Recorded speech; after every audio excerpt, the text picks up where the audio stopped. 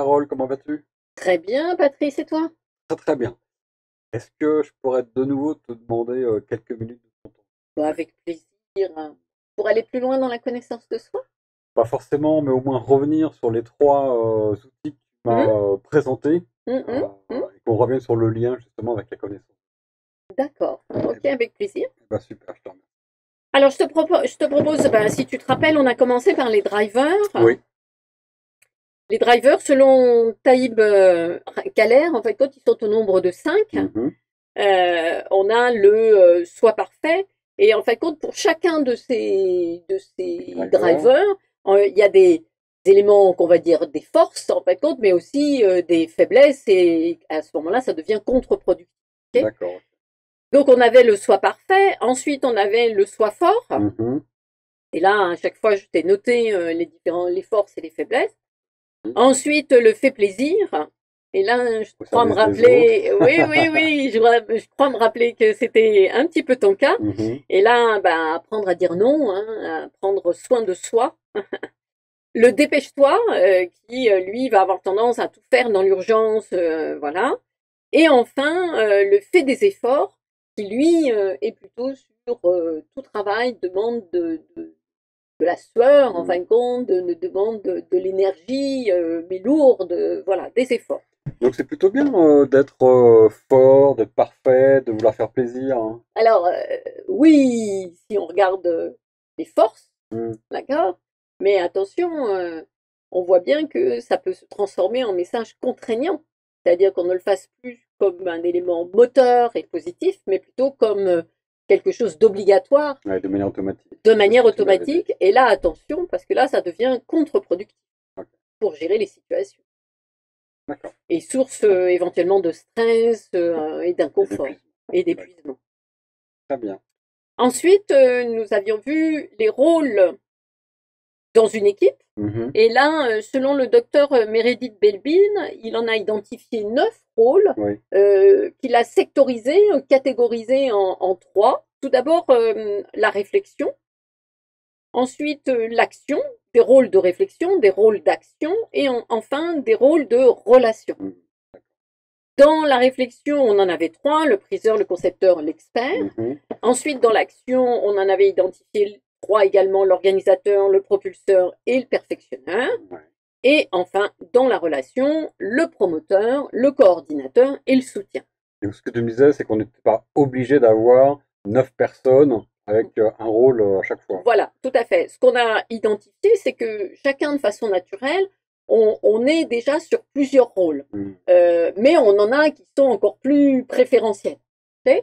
Et ce qui est important aussi, c'est d'identifier que quand je suis sur un rôle préférentiel, eh ben, du coup, je suis motivée. Ouais. Et ça, c'est très important dans une équipe. Okay. J'obtiendrai la performance de l'équipe parce que je saurai établir un équilibre Voilà, tout à fait, des tout différents à rôles fait, au sein de des l'équipe. différents rôles. D'accord, Hein. ok. Et enfin, le troisième outil qu'on avait identifié, ce sont les émotions. Mhm. Et là, Paul Ekman avait a identifié 6 émotions. Alors là, on voit la joie qui s'affiche. Ensuite, la colère, la peur, le dégoût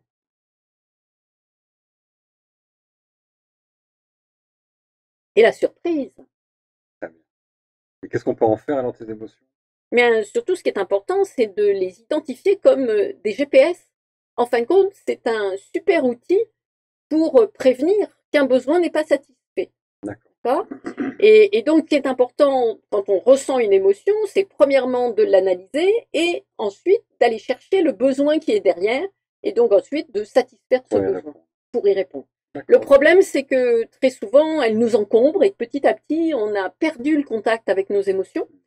Fait que c'est un peu compliqué d'aller rechercher leur fonctionnement et justement d'être guidé par elles et Mhm. de les utiliser réellement comme une vraie source, comme une ressource. Ouais, D'accord. d'accord. Voilà, donc du coup, ces 3 outils, qu'est-ce qu'ils peuvent te permettre?